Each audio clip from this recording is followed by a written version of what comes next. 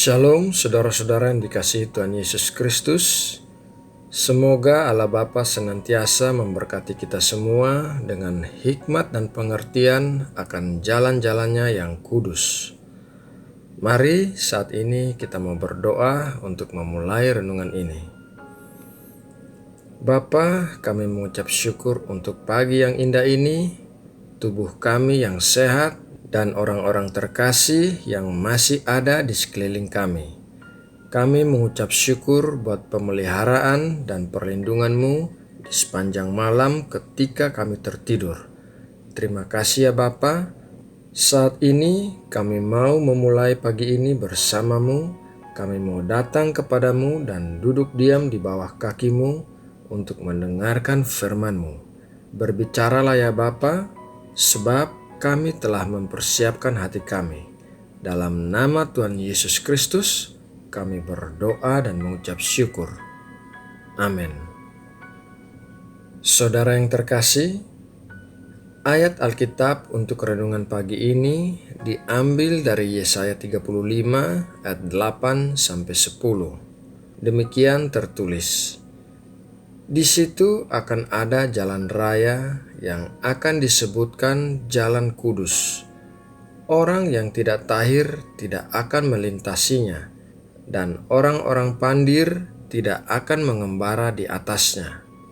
Di situ tidak akan ada singa, binatang buas tidak akan menjalaninya, dan tidak akan terdapat di sana.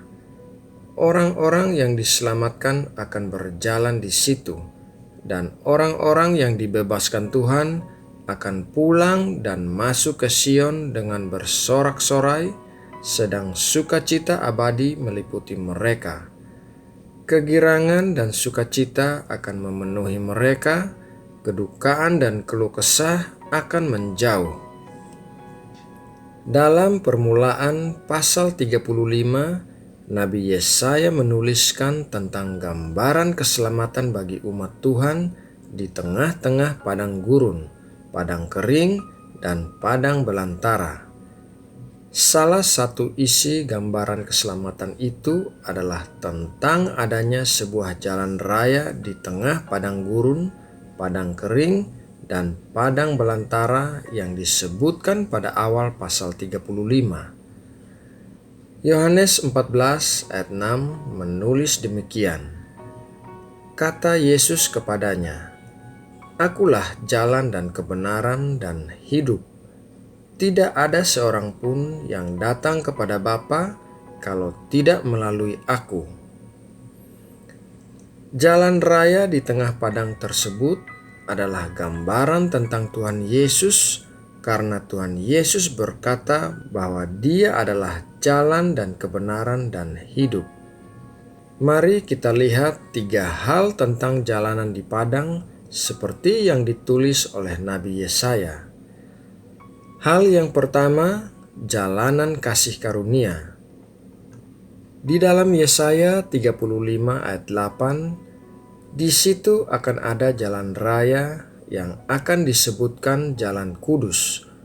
Orang yang tidak tahir tidak akan melintasinya, dan orang-orang pandir tidak akan mengembara di atasnya. Jalanan itu disebut jalan kudus, dan segala sesuatu yang kotor tidak bisa berjalan di atasnya.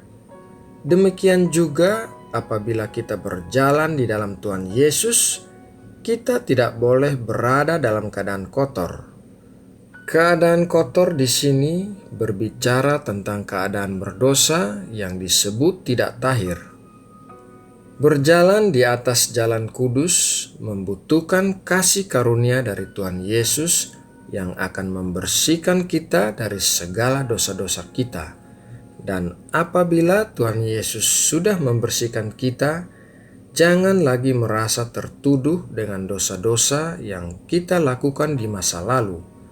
Tuhan kita adalah Tuhan yang baik, yang mengampuni dan melupakan segala kesalahan kita. Apabila kita merasa tertuduh, maka itu berasal dari iblis yang dikatakan Alkitab sebagai pendakwa manusia. Hal yang kedua, jalanan yang aman. Yesaya 35 ayat 9 berkata, "Di situ tidak akan ada singa, binatang buas tidak akan menjalaninya, dan tidak akan terdapat di sana.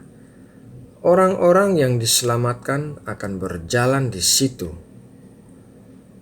Apabila kita berjalan di dalam Tuhan Yesus, kita tidak perlu takut terhadap singa dan binatang-binatang buas.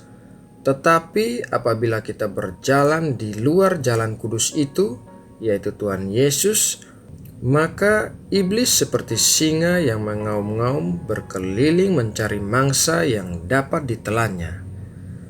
Tuhan Yesus adalah satu-satunya jalanan yang aman.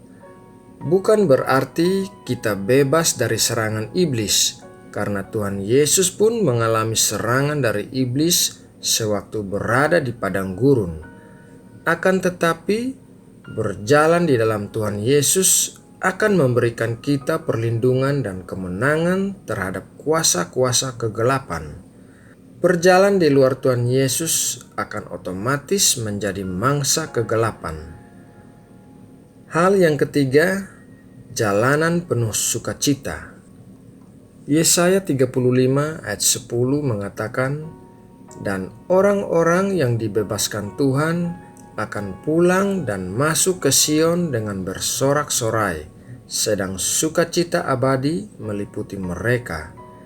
Kegirangan dan sukacita akan memenuhi mereka, kedukaan dan keluh kesah akan menjauh." Berjalan di dalam Tuhan Yesus adalah sumber sukacita kita.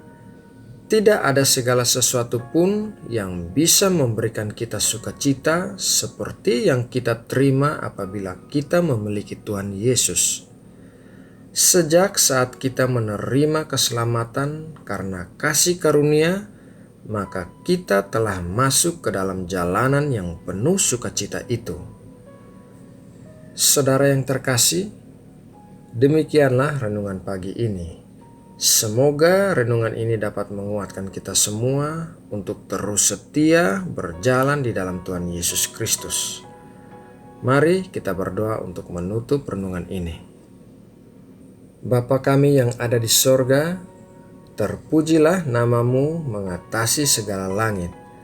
Engkau Allah yang dahsyat yang menciptakan langit dan bumi beserta segala isinya. Bapa, terima kasih atas berkat firman-Mu yang baru saja kami terima. Kami percaya Tuhan Yesus adalah satu-satunya jalan dan kebenaran dan hidup. Kami mau senantiasa berjalan di dalam Tuhan Yesus. Pagi ini selesai kami bersaat teduh, kami akan melanjutkan aktivitas harian kami. Kami mohon berkat-berkat dan pertolongan-Mu bagi kami di sepanjang hari ini. Dan lindungilah kami terhadap hal-hal yang jahat dan orang-orang jahat. Terima kasih Bapa.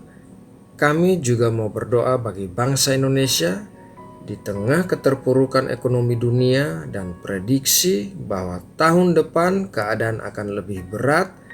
Kami menyatakan dengan iman kami bahwa Engkau Allah yang setia. Engkau pasti memelihara kehidupan anak-anak-Mu di Indonesia. Tidak ada yang mustahil bagimu. Engkau membuka jalan saat dunia berkata tidak ada jalan. Terima kasih Bapa. Di dalam nama Tuhan Yesus Kristus kami berdoa dan mengucap syukur. Amin.